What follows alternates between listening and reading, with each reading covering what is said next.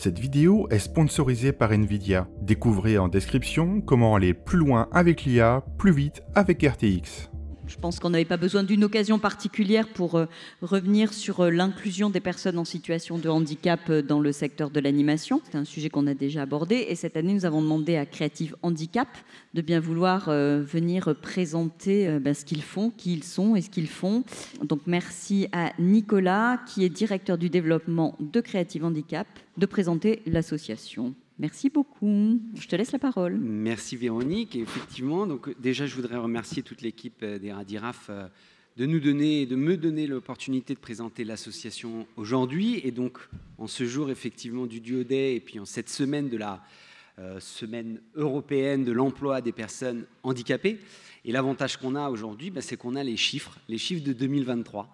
Et les chiffres de 2023 ne sont pas jojo, hein. Nationalement, le taux d'emploi des personnes handicapées est de 3,6%, tous secteurs confondus. Moins de 1%. Il y a quand même une évolution ou pas? Pas beaucoup.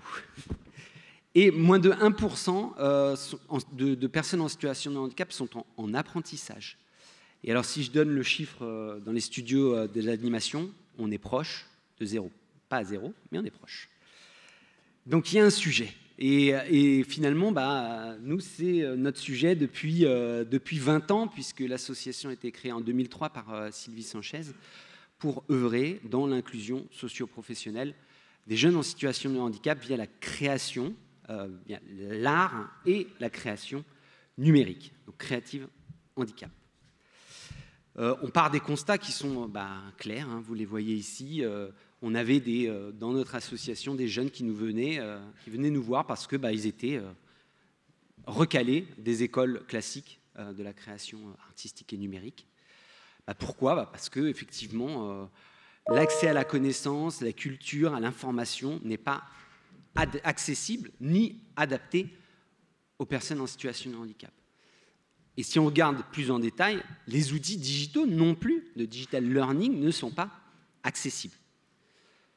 Il ne suffit pas d'avoir un référent handicap dans une école et d'avoir une marche PMR pour pouvoir dire « nous sommes accessibles aux personnes en situation de handicap ».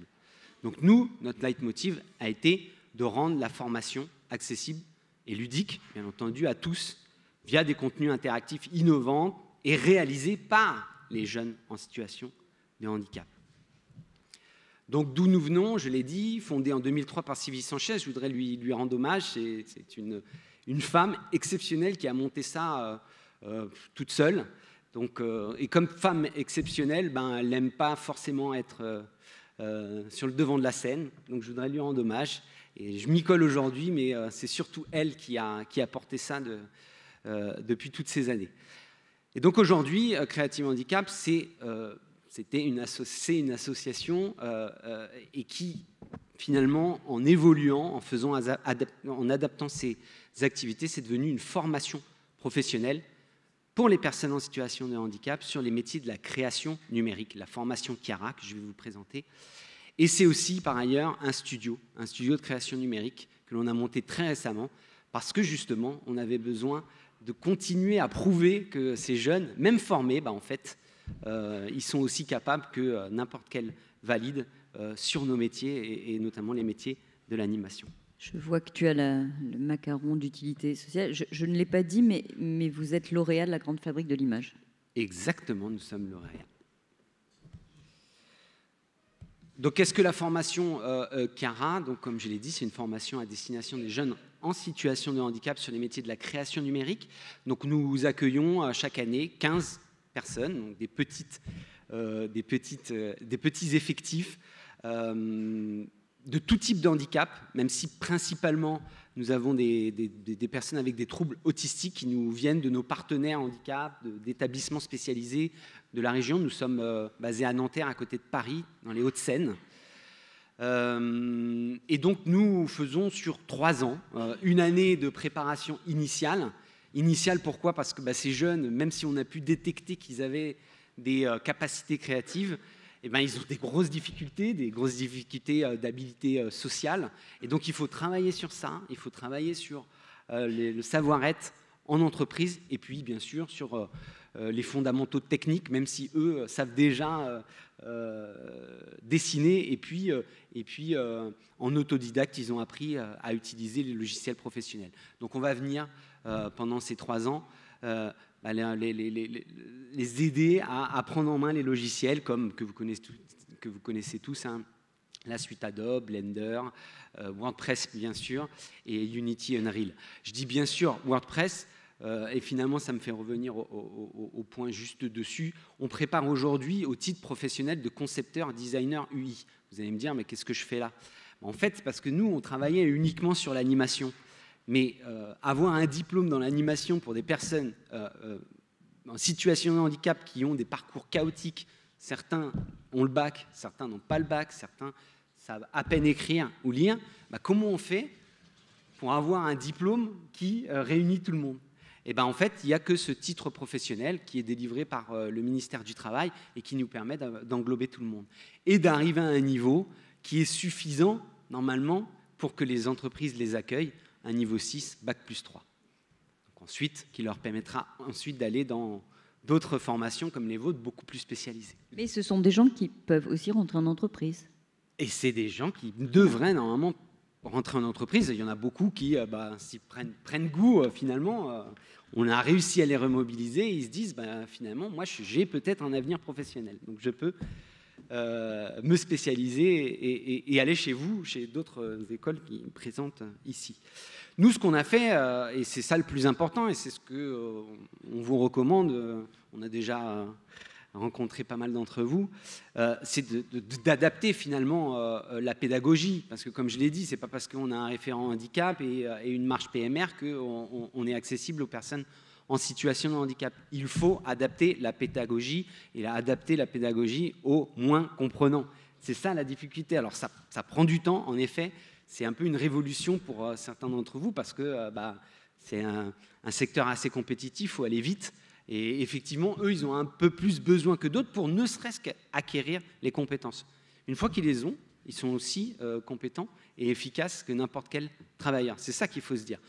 Mais il faut prendre le temps donc de les former et adapter la pédagogie avec des tutos en pas à pas. Prendre le temps, toujours, le mot principal. Et puis le FALC, c'est le facile à lire et à comprendre. C'est adapter les mots pour que tout le monde puisse comprendre. Et les concepts aussi, techniques, et c'est important de le faire. Donc voilà, tout un ensemble d'outils qui ont permis d'adapter la pédagogie et d'arriver à un niveau Bac+3 avec ces personnes en 3 ans. Donc les sorties positives, on est ravis parce qu'effectivement, aujourd'hui, ils sont recrutés par des entreprises. Alors, beaucoup moins dans les studios, hein, on va être honnête ici, et je l'ai dit, c'est quasiment 0% de personnes en situation de handicap dans les studios. Mais certaines grosses entreprises, notamment dans la communication, qui veulent faire de l'animation, et notamment sur les réseaux sociaux, des publicités animées, ils trouvent qu'ils sont vraiment compétents et ils les recrutent. Et ça, on en est ravis. Mais ce n'est pas suffisant, et comme je l'ai dit, le plein emploi des personnes en situation de handicap dans ces métiers-là, il est loin d'être acquis. Et donc, on a dû nous s'adapter aussi pour démontrer que ces personnes avaient des compétences, qu'ils étaient productifs, et puis aussi surpasser un peu les peurs des entreprises et des studios, de se dire, voilà, moi, j'ai jamais eu vraiment affaire à ce type de public, ça me fait peur, hein, clairement. Et nous, on leur dit, travaillons ensemble, nous les encadrons grâce à ce studio que nous avons agréé entreprise adaptée. Entreprise adaptée, ça veut dire qui embauche au moins 55% de personnes en situation de handicap. Et ça permet effectivement de leur montrer, tout en étant encadrés, qu'ils arrivent à un rendu tout à fait acceptable, voire très bon. Ici, par exemple, vous voyez une animation 2D en motion design réalisée pour AXA. Donc nous, l'idée, c'était effectivement de créer un cercle vertueux, formation, accompagnement, emploi, grâce à ce studio.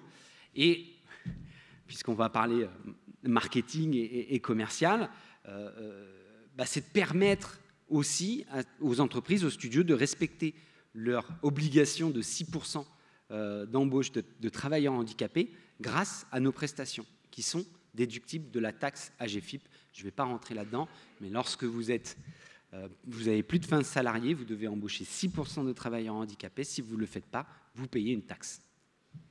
C'est la taxe qui est récupérée par l'AGFIP et qui permet de financer effectivement la compensation du handicap.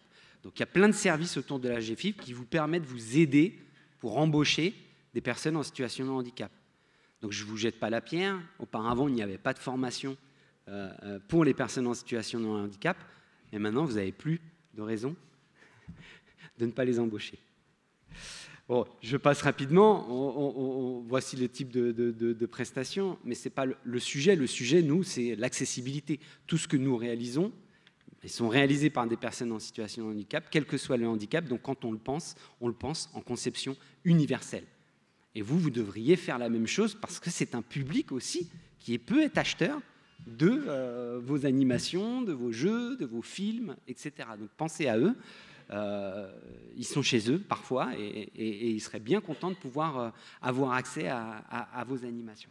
Voilà, je passe les animations et le savoir-faire. Et là, ce qu'on a fait, on a essayé de mettre aussi en pratique notre savoir-faire en accessibilité, notre savoir-faire en FALC, en pédagogie adaptée. On a développé avec eux une plateforme d'éducation à la vie intime et sexuelle, puisque c'est un vrai sujet dans les établissements spécialisés. Donc de parler de ces sujets de manière ludique, de manière simple et de manière animée, avec ces jeux, ces quiz, et c'est réalisé par et pour des personnes en situation de handicap. Voilà. J'ai essayé d'être concis. Si vous avez des questions. Bravo. Il nous reste pour une question, sinon Patrick va me trucider et ça serait moche. Non, peut-être que tout était extra. Ah, si, il y a des questions. Je vois. Est-ce que. Oh, mais il y a plein de questions. Ok. Ah, peut-être pas pouvoir tout prendre. Alors, devant, voilà, juste. Oula. Okay. Bonjour. Bravo pour votre initiative. Je m'appelle Julie, je travaille pour le studio Wiz et j'aimerais savoir à quel moment vous intégrez les entreprises dans la participation aux formations de vos élèves et est-ce que vous proposez aussi des formations pour les entreprises pour réceptionner et accueillir ce type de profil? Alors, très bonne question. Nous, on a un peu navigué depuis 5 ans, expérimenté plusieurs formats. Au préalable, au début, c'était... au début, c'était 1 an uniquement. On s'est rendu compte qu'en 1 an, on n'arrivait pas à grand-chose. Donc, on a fait 2 ans en formation initiale. Et on a dû changer parce que, effectivement, je ne l'ai pas dit, point important, la formation est gratuite. Et donc, quand c'est gratuit, c'est génial parce qu'on a des profils qu'on n'aurait pu jamais avoir jamais ailleurs, des profils créatifs. Mais ça veut dire aussi galère. Donc, on doit toujours galérer à aller chercher des sous pour continuer à la rendre gratuite. Donc on nous a poussé à aller vers le droit commun. Et donc le droit commun, qu'est-ce qui reste? C'est l'alternance. Donc l'alternance, maintenant, on la propose. On fait 1 année de formation initiale. Et ensuite, dès la 2e année, là, c'est l'alternance. Et c'est là que les entreprises interviennent. Sur les questions de la formation, Pardon ? Je voulais juste rappeler le point, parce que c'est intéressant de savoir s'il y a des initiatives pour former... Exactement. Donc la 2e question... oui, en effet, nous, on va former, et c'est aussi comme ça qu'on le fait, c'est-à-dire sensibiliser les entreprises au handicap, mais en réalisant des projets avec eux. Et c'est comme ça que, finalement, tout le monde trouve son compte sur notre métier de l'animation. Donc, on va réaliser des projets ensemble, projets gratuits, bien entendu, mais qui servent aux élèves pour avoir leur premier projet professionnel, et à vous, entreprises, studios, pour commencer déjà à avoir un premier contact et être sensibilisé sur le sujet. Une dernière question, s'il vous plaît. Il y avait, il me semble, plusieurs questions. Voilà, ici, un peu au milieu. Pablo, tu vois, merci. Bonjour. Bonjour. Oula, ma voix est explosée. Je me posais une question par rapport à... On peut savoir qui vous êtes ? Je m'appelle Camille. Bonjour. Je suis future assistante de production. Ok. Et la question que je me posais par rapport à l'intégration des personnes à situation de handicap, c'est, je pense qu'il y a une problématique de réseautage qui est un peu notre premier pied dans le fait de trouver de l'emploi et qui probablement est peu accessible pour les personnes en handicap moteur parce qu'il faut se déplacer et pour les personnes en situation autistique parce que ça demande un certain effort de créer du réseau pour les personnes en handicap mental. Et qu'est-ce qu'on pourrait faire pour les accompagner dans le fait de les aider dans le réseau et de les accompagner socialement? Eh bien, très bonne question, et c'est mon rôle finalement dans l'association. Et c'est vrai que c'est dur parce qu'on doit tout gérer, mais effectivement, nous, et mon rôle, ça a été de tisser des relations avec les entreprises pour justement créer ce réseau pour eux. Mais vous voyez, par exemple, je citerai pas le nom, la marque Orange, qui fait des téléphones, pardon. Mais eux, par exemple, ils disent ah bah nous ça nous intéresse. Mais ils les ont appelés directement. On leur a donné des CV, ils les ont appelés directement. Mais les jeunes, ils n'étaient pas du tout. Ils s'attendaient pas à avoir un appel de Orange, quoi. C'est un truc bizarre, et ils ont raccroché tout de suite. Donc l'idée, nous, c'est toujours d'être l'intermédiaire, mais pas pour être leur maman. C'est vraiment pour ok, il faut cadrer les choses, dire voilà, tu vas être appelé par telle entreprise. Prépare-toi, et là, ils sont bons. Mais c'est ce rôle d'intermédiaire qu'on doit jouer pour créer ce réseau et pour leur permettre justement d'avoir des entretiens dans de bonnes conditions. Donc, pour résumer, si les entreprises, les studios ici ont envie d'explorer et de rencontrer ces talents, certes peut-être un peu particuliers dans la manière de les encadrer, mais qui sont des talents, ils passent par vous. Exactement. Avec le contact là. Eh bien, super. Merci beaucoup. Et puis, on va passer à la...